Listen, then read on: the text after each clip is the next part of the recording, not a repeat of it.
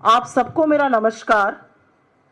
इस प्रेस वार्ता के माध्यम से और इस मंच के माध्यम से आज हम एक बहुत बड़ी चिंता आपके साथ साझा करने आए हैं, क्योंकि इस देश के सम्मान में ठेस पहुंचे, इस देश की संप्रभुता पर सवाल उठे, यह कतई बर्दाश्त नहीं किया जा सकता है।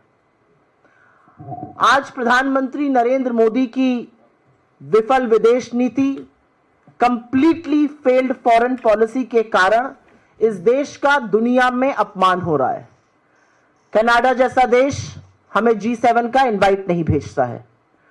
ट्रंप बार बार सीज फायर का श्रेय ले चुके हैं और असलियत अब यह है कि ट्रंप को छोड़कर अब बाकी देश, कल रूस ने भी माना कि ट्रंप ने हमारे बीच मध्यस्थता करी थी और उनके कारण सीज फायर हुआ। यह भी सच है कि हम दुनिया में अलग थलग पड़ गए हैं और हमारे जो सदाबहार दोस्त हैं, जिसको all weather friend and allies कहा जाता था, वो हमसे किनारा कर रहे हैं और बड़े बड़े देश आज हमारे दुश्मन मुल्क के खेमे में खड़े हुए नजर आ रहे हैं। असली बात यह है कि जिस पाकिस्तान को हमने टोटली दरकिनार कर दिया था, वो आज धड़ल्ले से हीरो बना घूम रहा है। उसको विश्व के तमाम मल्टीलैटरल एजेंसीज में प्रतिनिधित्व का मौका मिल रहा है, वो संयुक्त राष्ट्र में कमिटियों का चेयरपर्सन बन रहा है। असलियत यह है कि उसको मल्टीलैटरल एजेंसीज एक के बाद एक आर्थिक सहायता दे रही हैं और हम कुछ नहीं कर पा रहे हैं। आज के दिन प्रधानमंत्री नरेंद्र मोदी कश्मीर गए हैं। यह अलग बात है कि वो पिछले 45 दिनों में उन्होंने एक बार भी कश्मीर की ओर झांका तक नहीं। अब फीता काटने वो कश्मीर पहुंचे, लेकिन जब वो वहां पर भाषण देंगे तो इस देश के मन में बहुत सारे सवाल हैं और उन सवालों को उठाना हमारा काम है, क्योंकि यह वाकई में एक दुखद बात है कि 11 साल सत्ता में रहने के बाद, 90 से ज्यादा देशों की सैर करने के बाद, हमारी विफल विदेश नीति के चलते हमें हासिल कुछ भी ठोस नहीं हुआ है। कूटनीति या डिप्लोमेसी या फॉरेन पॉलिसी जिसको कहते हैं, इसका मतलब लाल लाल आंखें डालकर लेजर की रील बनाना नहीं होता है। कूटनीति का मतलब होता है कि आप विश्व में भारत का हित सर्वोपरि रखिए। कूटनीति निरंतर होती है, ये खोखले दावे नहीं होते हैं। अगर विदेश नीति विफल ना रही होती तो मुझे यह कहने में कोई भी संशय नहीं है कि देश, इस दुनिया के तमाम मुल्क हमारे साथ मुस्तैदी से एकजुट होकर खड़े रहते, लेकिन ऐसा नहीं हो रहा है और उसके तमाम एग्जाम्पल्स हैं जो अभी आपको मैं बता देती हूं। लेकिन आगे बढ़ने से पहले कुछ एक है जो आप सुन लीजिए और उसके बाद हम चर्चा करेंगे। Please play the video.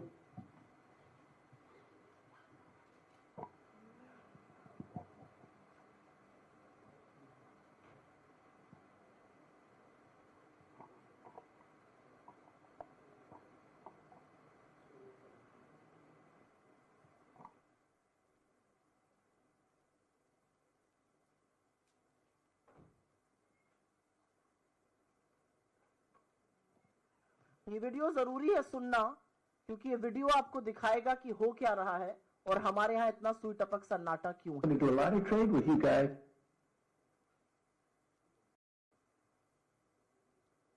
शुरू से प्ले करिए।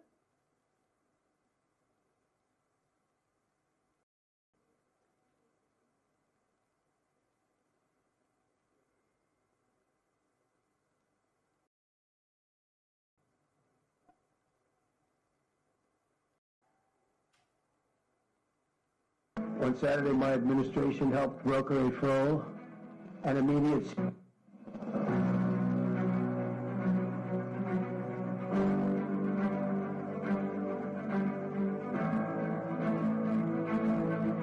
On Saturday, my administration helped broker a full and immediate ceasefire, I think a permanent one, between India and Pakistan. I said, come on, we're going to do a lot of trade with you guys. Let's stop it. Let's stop it. If you stop it, we'll do a trade. If you don't stop it, we're not going to do any trade. So my administration successfully brokered a historic ceasefire to stop the escalating violence between India and Pakistan. And I used trade to a large extent to do it. I said, fellas, come on, let's make a deal. Let's do some trading. It was a very important process. We got involved with India and Pakistan. I think convince them to let's have peace and let's go and make trade deals. And we talked to them about trade. Let's do trade instead of do war. And Pakistan was very happy with that, and India was very happy with that. I'm using trade to settle scores and to make peace. But I stopped that war. That was going to be a nuclear war, I think, or close. Very close. You were right there. Yeah. And now everyone's happy. In fact, I told my people, call them up. Let's start trading immediately because I'm a man of my word. We settled that whole thing, and I think I settled it through trade. We're doing a big deal with India. We're doing a big deal with Pakistan. We stopped India and Pakistan from fighting. I believe that could have turned out into a nuclear disaster. And I want to thank the leaders of India, the leaders of Pakistan, and I want to thank my people also. We talk trade.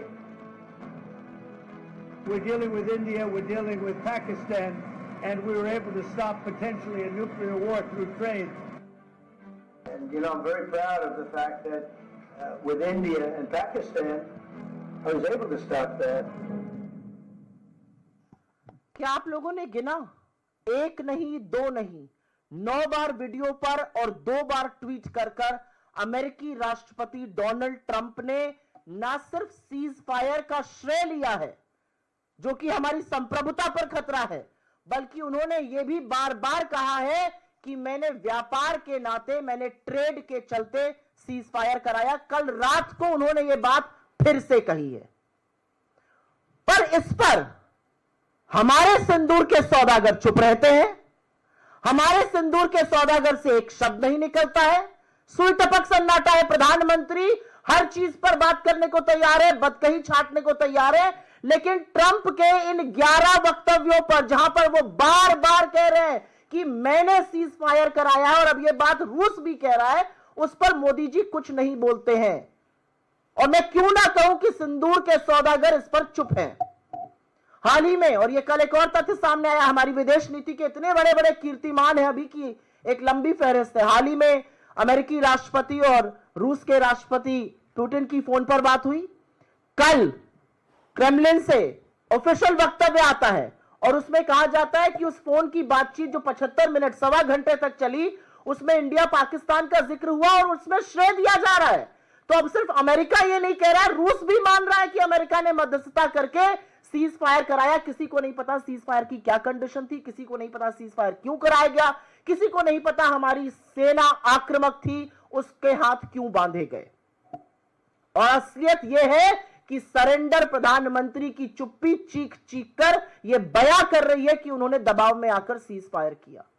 उसके बाद कल Donald Trump जी ने लिखकर बताया कि उन्होंने 1.5 घंटे चीन से बात करी, ट्रेड पर चर्चा हुई, तमाम बातें हुई। उसके बाद दोनों मुल्कों ने एक दूसरे को आमंत्रित किया, और सही भी है, आमंत्रण से ही जाना चाहिए। बिना आमंत्रण के कहीं पहुंच जाओ तो कोई आपको लेने ही नहीं आता। गए तो थे मोदी जी अभी थोड़े दिनों पहले, उसी दिन 4 लोगों को दरवाजे तक लेने ट्रंप आए थे, मोदी जी को लेने नहीं आए थे। ये असलियत है कि ये देख के दुख होता है हमारे प्रधानमंत्री के बारे में। लेकिन हमारी कूटनीति इस तरह विफल हो चुकी है कि जिस पाकिस्तान को हमने दरकिनार कर दिया था, और यह बहुत बड़ा हमारी फॉरेन पॉलिसी का 2014 के पहले अचीवमेंट था कि हमने पाकिस्तान को अलग थलग कर आतंकी मुल्क की तरह ट्रीट करना शुरू कर दिया था, और दुनिया भी पाकिस्तान को उसी नजर से देखती थी। हमारी सेना के शूरवीरों ने, हमारी सेना के शौर्य और पराक्रम ने पाकिस्तान को धूल चटा दी, लेकिन एकदम से सीज फायर करके ट्रंप के सामने सरेंडर कर मोदी जी की विफल नीति ने आज पाकिस्तान को हीरो बना दिया, और वो दुनिया भर में धड़ल्ले से घूम रहा है। असलियत यह है कि आप IMF के $3 बिलियन से ज्यादा की एड को ना रुकवा पाए और ना एक भी मुल्क को अपने साथ इसके विरोध में खड़ा कर पाए। 1 जून को मोदी जी ADB के प्रमुख से मिलते हैं, 3 जून को ADB $800 मिलियन पाकिस्तान को दे देता है। हम बड़ी बड़ी बातें हाँकते हैं वर्ल्ड बैंक के सामने, हम वर्ल्ड बैंक का ब्यौरा दिखाते हैं। वर्ल्ड बैंक पाकिस्तान को $40 बिलियन वहां पर निवेश करने जा रहा है, हम कुछ नहीं कर पा रहे हैं। पाकिस्तान संयुक्त राष्ट्र की उस समिति का उपाध्यक्ष बना है जो काउंटर टेररिज्म पर है। आतंकवाद के विरोध में जो समिति बनी है, उसमें आतंकी मुल्क पाकिस्तान उपाध्यक्ष बनाए और हम कुछ नहीं कर पा रहे हैं। बिल्ली अब दूध की रखवाली करने जा रही है, लेकिन हम चुप हैं, हम कुछ नहीं कर पा रहे हैं। पाकिस्तान के बिलावल भुट्टो, उनको शादी ब्याह में नाचने के बाद फुर्सत मिली है तो वो अमेरिका जाकर संयुक्त राष्ट्र में खड़े होकर 45 मिनट तक भारत के खिलाफ जहर उगल रहे हैं। उनके लिए लाल कालीन बिछा रहा है अमेरिका। तो सवाल इस बात का है कि जब 27 तारीख को हमारा डेलीगेशन कुवैत पहुंचता है और वहां पर अपना पक्ष रखता है, तो कुवैत 28 तारीख को पाकिस्तान पर 19 साल के लगे वीजा प्रतिबंध को क्यों हटा देता है? और आज बड़े बड़े देश पाकिस्तान के साथ खड़े हुए उनके खेमे में क्यों नजर आ रहे हैं? असलियत यह है कि रूस ने हमारे बारे में अभी तक एक भी बोल्ड वक्तव्य नहीं दिया। असलियत यह है कि पाकिस्तान दुनिया भर में जा रहा है, उसको लाल कालीन, एक रेड कारपेट वेलकम मिल रहा है। वो पाकिस्तान जो अलग थलग पड़ा था आज मेन स्ट्रीम में आ गया है। असलियत यह है कि अमेरिकी राष्ट्रपति पाकिस्तान के नेता को भी महान बता रहे हैं, उस आतंकी मुल्क के नेता को जहां पर हाफिज सईद, जहां पर मसूद अजहर, जहां पर दाऊद इब्राहिम, जहां पर उनका उसामा बिन लादेन मिला था, वो आज महान देश हो गया है। और पाकिस्तान और हिंदुस्तान का नाम एक ही सांस में ले रहे हैं, हमारे समकक्ष लाके हमारी बराबरी में लाकर खड़ा कर रहे हैं। हम उस पर कोई प्रतिकार नहीं कर पा रहे हैं। हमारा सबसे बड़ा फॉरेन पॉलिसी का ये क्लेम था 2014 के पहले कि हमने हाइफनेट कर दिया था, हिंदुस्तान और पाकिस्तान का नाम कोई एक साथ ले ही नहीं सकता था। आज वो डिहाइफनेशन हो चुका है। अमेरिका टर्की से $300 मिलियन की डील कर रहा है, वो टर्की जो पाकिस्तान को हमारे खिलाफ असलहे दे रहा था। हम कुछ नहीं कर पा रहे, हमारी विदेश नीति बिल्कुल चुप बैठी है। हमारा सदाबहार मित्र ऑल वेदर एलाय रूस हमारे बारे में तो कोई ठोस वक्तव्य नहीं दे रहा है, न पाकिस्तान की निंदा कर रहा है, बल्कि पाकिस्तान से $2.5 बिलियन की एक डील करके उनके पावर प्लांट्स को रेजरेक्ट करने जा रहा है। और चीन के बारे में तो क्या ही कहा जाए, वो तो पाकिस्तान का ऐसा हम प्याला हम निवाला हुआ पड़ा। और इसके बारे में चेतावनी सबसे पहले नेता विपक्ष राहुल गांधी जी ने सालों पहले देश के सदन में दी थी कि पाकिस्तान और चीन को एक साथ आने से किसी भी कीमत पर रोकना है, यह घातक होगा। हमारी विदेश नीति का एक और कीर्तिमान है जिसका मैंने जिक्र किया था अभी थोड़ी देर पहले। कनाडा जैसा देश हमें G7 का इनवाइट नहीं भेजता है। असलियत यह है कि हम अपने आप को वर्ल्ड की 4th लार्जेस्ट इकोनॉमी कह रहे हैं, हम अपने आप को फास्टेस्ट ग्रोइंग इकोनॉमी कह रहे हैं। यह अलग बात है कि सरकार के खुद के आर्थिक सलाहकार इस पर सवाल उठा रहे हैं, लेकिन कनाडा जैसा देश हमें G7 की इनवाइट नहीं भेजता है। वही कनाडा जहां पर मुझे याद है 2010 में राष्ट्रपति बराक ओबामा ने डॉक्टर मनमोहन सिंह के लिए G20 समिट में कहा था, when the prime minister of India doctor Manmohan Singh speaks the world lessons. जब मनमोहन सिंह बोलते हैं तो दुनिया उनकी बात सुनती है। यह बात कनाडा के सॉइल पर कही गई थी और आज वो कनाडा की हिमाकत है कि हमें G7 का न्योता आमंत्रण नहीं भेज रहा है। और अंत में मुझे एक बात का बहुत दुख है और यह दुख मैं आपके साथ जरूर साझा करना चाहती हूं।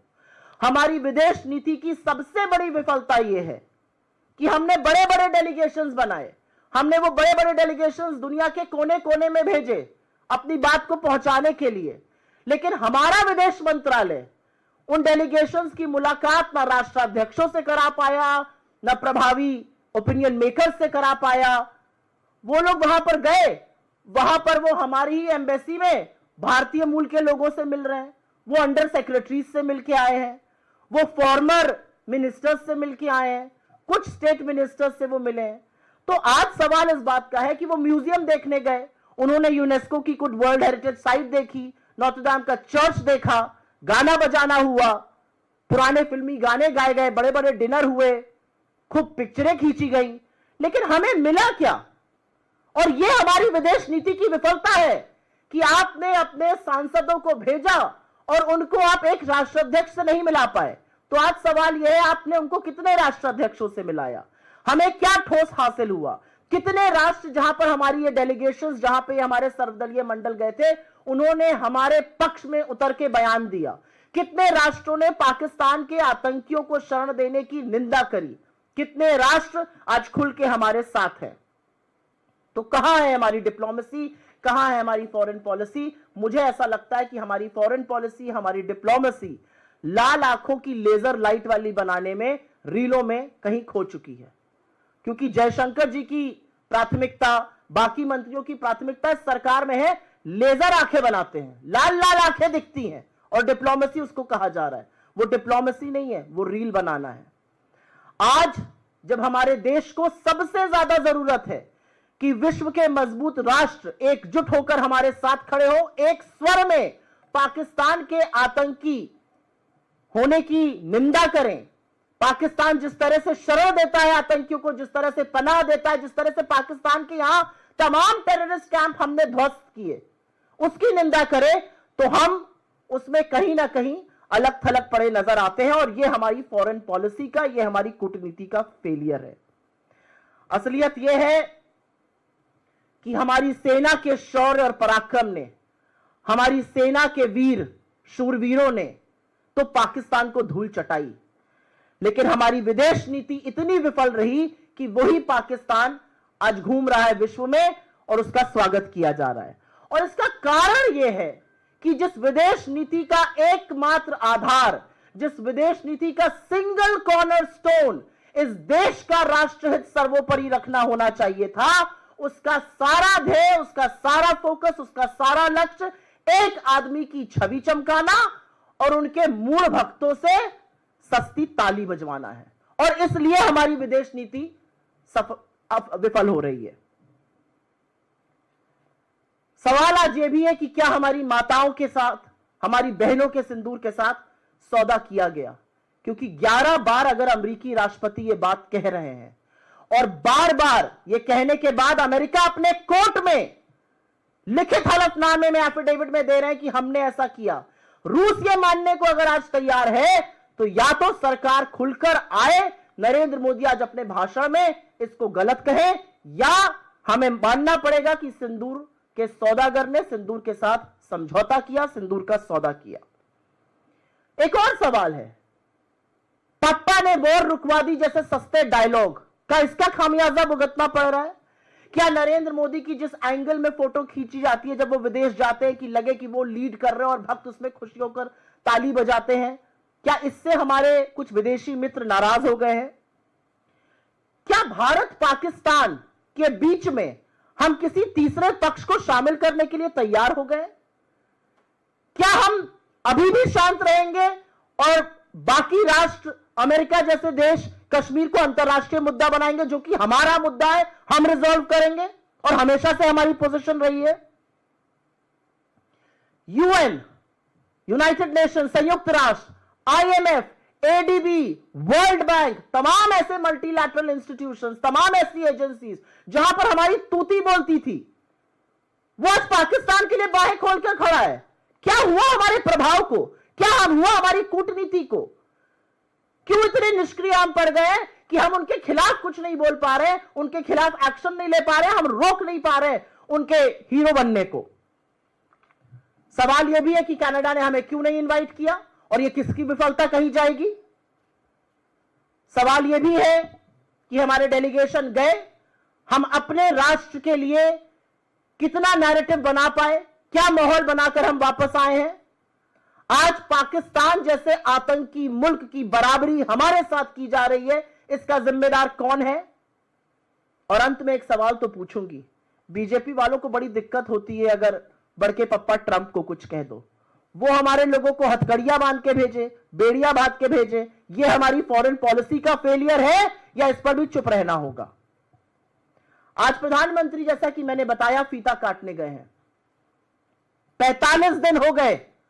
22 अप्रैल को 3 क्रूर आतंकवादियों ने 28 मासूम लोगों की जान ली थी और फिर जवाबी कार्रवाई में पाकिस्तान की शेलिंग में, गुरुद्वारे में, मदरसे में, मंदिर में 16 लोगों की शहादत पुंछ में हुई थी, जिसमें छोटे छोटे बच्चे शामिल हैं। आज 45 दिन बाद नरेंद्र मोदी जी को फीता काटना था तो कश्मीर याद आया, वरना उन्होंने कश्मीर जाने की नहीं सोची। वो बिहार गए, वो केरल गए, वो आंध्रा गए, वो मुंबई गए, राजस्थान गए, गुजरात गए, हर जगह गए, हाथ हिलाया, फोटो खिंचवाई, भद्दे भाषण दिए, कटाक्ष किए, हंसी ठिठोली करी, सिरेस्तारों के साथ समय बिताया। लेकिन मोदी जी कश्मीर अब गए हैं जब फीता काटने का वक्त आया है। और यही अंतर है उनमें और यही अंतर है हमारी सरकार में। मुझे यह कहने में गर्व होता है कि 26/11 के बाद चुन चुनकर हमने आतंकियों को मारा, हमारे शूरवीरों ने उनको मौत के घाट उतारा और उसके बाद जो गिरफ्तार हुए उनको हमने फांसी के फंदे पर लटकाया, इस देश में नजीर बनाई। आज एक बात का अंतर है, 26/11 के आतंकियों को मारा गया, लेकिन 22 अप्रैल पहलगाम के आतंकी अभी भी फरार है और अब आजाद घूम रहे हैं वो। और अब अगर न्यूज रिपोर्ट्स का आप यकीन कीजिए तो उन्होंने इसके पहले 3 और बड़े आतंकी हमले किए थे, उनको जमीन निगल गई, उनको आसमान खा गया, वो कहां चले गए ये किसी को नहीं पता है। और जब तक वो पकड़े नहीं जाएंगे, जब तक वो गिरफ्तार नहीं होंगे, जब तक उनकी इस देश के सामने नजीर नहीं बनेगी, तब तक शहीद परिवारों को न्याय नहीं मिलेगा। और इसीलिए सिंदूर के सौदागर से कहना है, अपनी चुप्पी तोड़िए और इस मुद्दे पर बोलिए। हमारी विफल विदेश नीति का दंश हमारा देश, हमारे देश का सम्मान, हमारा वैश्विक गौरव, ये सब सह रहा है। आपके सवालों का स्वागत है जी।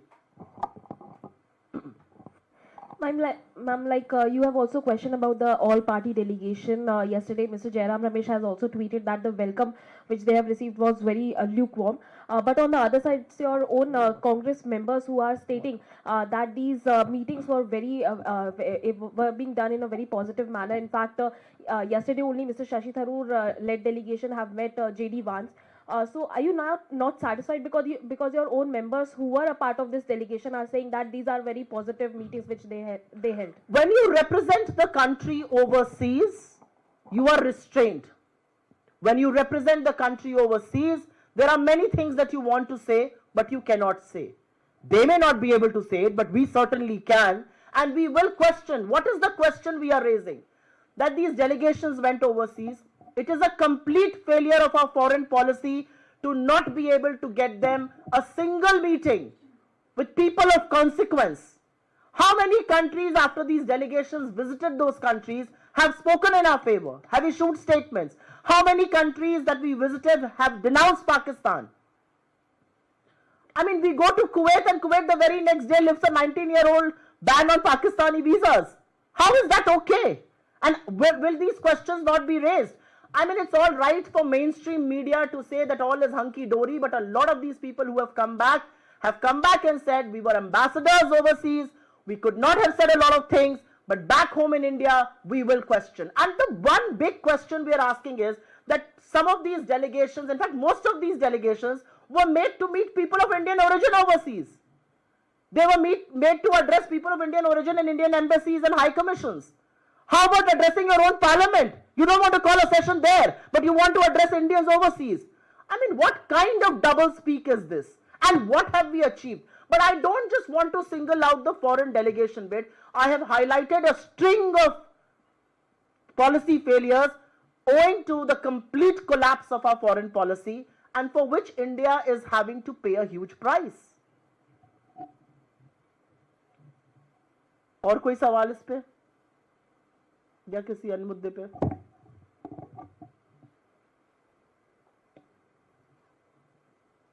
ठीक है, बहुत बहुत धन्यवाद आप लोगों का। इस बात को कवर करिए, क्योंकि विदेश नीति का विफल होना हमारे देश के गौरव का, हमारे देश के सम्मान पर एक बहुत बड़ी ठेस है। आपका सवाल है? ओके, यहीं पे पूछ लीजिए। I am not going to do one on ones. मैं आज सुओ मोटो पर ही बोलूंगी, सिर्फ सुओ मोटो पर। अगर सुओ मोटो पर आपका सवाल है तो आप यहीं पे ले लीजिए। धन्यवाद बहुत बहुत।